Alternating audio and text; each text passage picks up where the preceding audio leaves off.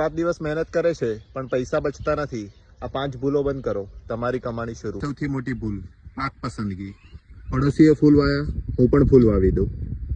પડોશીએ ટેટી વાવી, હું પણ ટેટી વાવી દઉં. આંધળું અનુકરણ, પછી કહે છે ભાવ નથી મળતો.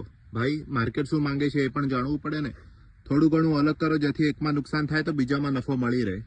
બીજી સૌથી મોટી ભૂલ સોઇલ ટેસ્ટ વગર ખાતર આપવું. અંદાજે ખાતર આપવાનું બંધ કરો. સોઇલ ટેસ્ટ કરાવો, જમીનમાં શું કમી છે ખબર પડશે. આ પ્રમાણે ખાતર આપશો તો ખર્ચ ઓછો થશે. ક્રોપના સ્ટેજ મુજબ ખાતર આપશો તો ઉપજ વધારે અને સારી કમાણી.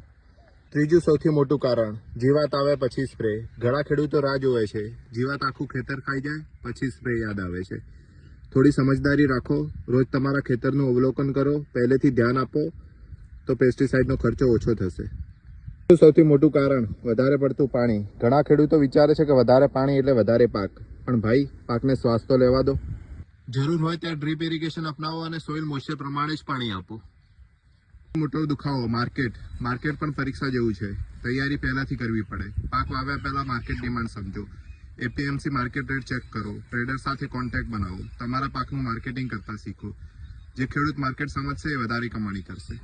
ખેતીમાં મહેનત સાથે સમજ પણ જરૂરી છે. તમને વધારે નુકસાન શેમાં થાય છે કોમેન્ટમાં જણાવો. બધા સાથે મળીને સોલ્યુશન લાવીશું.